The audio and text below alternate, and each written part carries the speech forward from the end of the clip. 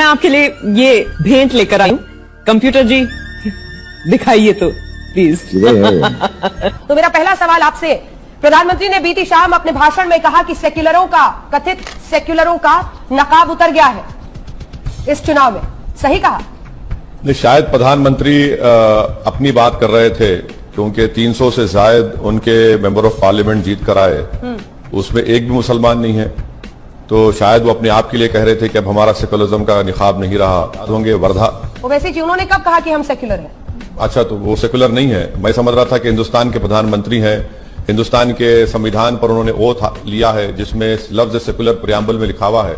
अगर वो नहीं मानते तो बहुत अच्छा है। आप आज इंकशाफ हो रहा है, आपकी बात से मालूम हो रहा है कि प्रधानमंत्री कभी सेकुलर थे ना कभी रहेंगे।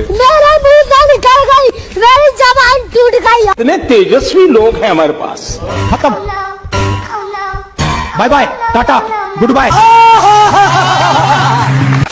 एक कहावत है ना, खत का मजमून भाप लेते हैं लिफाफा देख के, या ना लिफाफा ना खत, और मजमून पे चल रही है धड़ाधड़ बयान, धड़ाधड़ बयान। नहीं नहीं नहीं, ऐसा नहीं है। नहीं एक सेकंड सुधांशु जी, मॉडल तो ये है ना असम का एनआरसी और सीए। एक मिनट सर, ये बताइए आपने 2003 के रूल्स पढ़े?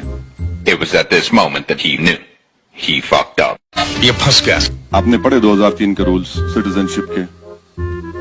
आपने पढ़े नहीं पढ़े? हाँ बिल्कुल पढ़े। अच्छा, तो ये बताइए रूल 4 क्या है?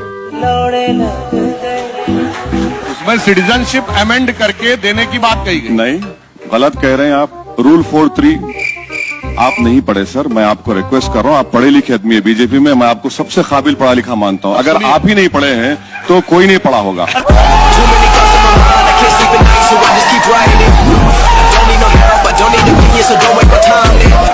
जो हुक्मरान वक्त थे आज मजलूम हो गए क्योंकि सेकुलरिज्म के जाल में ऐसे फंसे कि उलझलूल हो गए।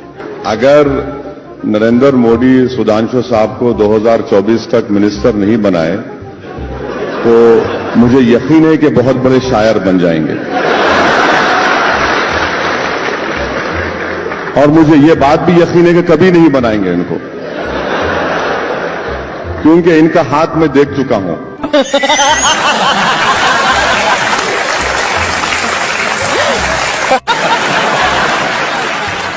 दूसरा वाला कंप्यूटर जी एक और देखें। आप सवाल करिए, आप अपना ओपिनियन मत दीजिए मैडम। नहीं सर, मैं आपका सिर्फ सवाल काम ही रख मुझसे रही हूँ। सवाल करना है, मुझे रोकना। दूसरे नजरिए वाला मगर सवाल रख रही हूँ, तो मुझे ऐसा लग रहा है कि आप नजरअंदाज कर रहे हैं। मैं सिर्फ सवाल रख रही हूँ सर। नहीं मैडम, आप देखिए, मेरी आपसे बड़ी अदबन गुजारिश है कि आप बीजेपी के स्पोक्सपर्सन की तरह कह रही हैं। मुझे आप सवाल करिए, मैं रात भर बैठने को तैयार हूं। तकलीफ अगर आपको हो रही है तो इससे आप अपने आप को एक्सपोज कर रही हैं कि आप बीजेपी को चाहती हैं।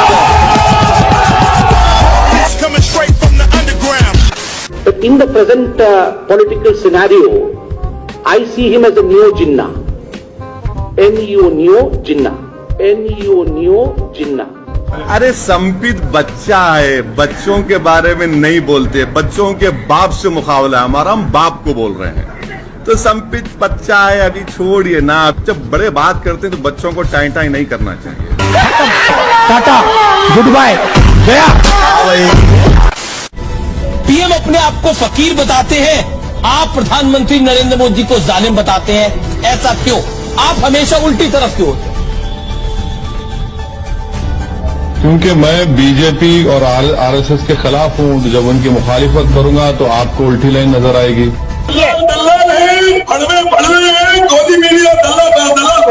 मर्यादा रखिए, थोड़ी मर्यादा रखिए।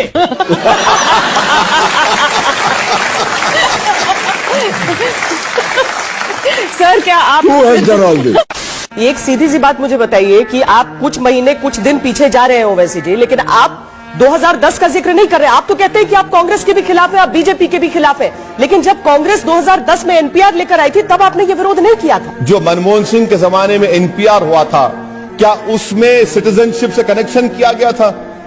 क्या उसमें सिटीजनशिप, आपकी और मेरी सिटीजनशिप को वेरीफाई किया जा रहा था? नहीं, अब के बार किया जा रहा है। क्या उस वक्त ये पूछा गया था कि मैडम श्वेता के वालिद वालदा का नाम और उनकी डेट ऑफ बर्थ और डेट ऑफ प्लेस क्या है? नहीं पूछा गया, अब पूछा जा रहा है।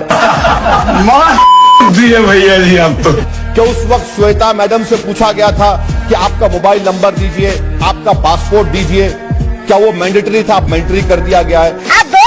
तो यही तो मैं कह रहा हूं, इसमें और उसमें फर्क है। ये फर्क है जो बयान कर रहा हूं। मुझे अपने घर जाना है, मुझे घर जाना है। आपके भाई जो बयान दे जाते हैं, आपसे सफाई मांगी जाती है, और उस समय आप जो बयान देते हैं ना, उसके बाद वो पत्थर की लकीर मान ली जाती है। अब गृह मंत्री ने कहा, प्रधानमंत्री ने कहा, नहीं ऐसा नहीं है, बात किसकी मानी जाएगी? अभी मजा आएगा ना भिड़ो। देखिए मैडम, आप मेरे सवालात का जवाब हजम नहीं कर पा रही हैं, इसीलिए आप चले गए मेरे भाई पर। आप डिबेट मेरे भाई पर कर रहे हैं तो उनको बुला लीजिए, मैं चला जाता हूं।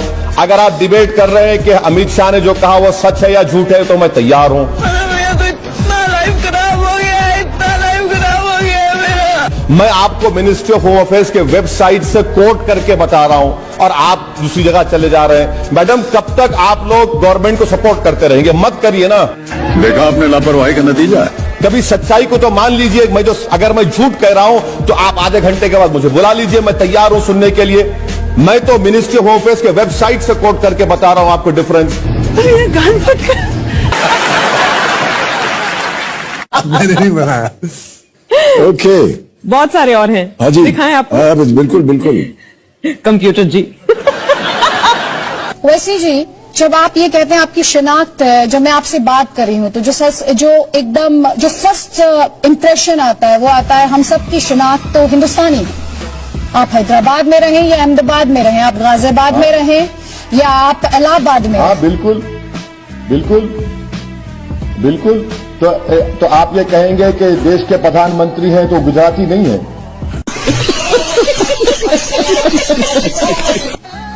गुजरात से नहीं आते वो। अमित शाह देश के गृह मंत्री हैं, गुजरात के नहीं है।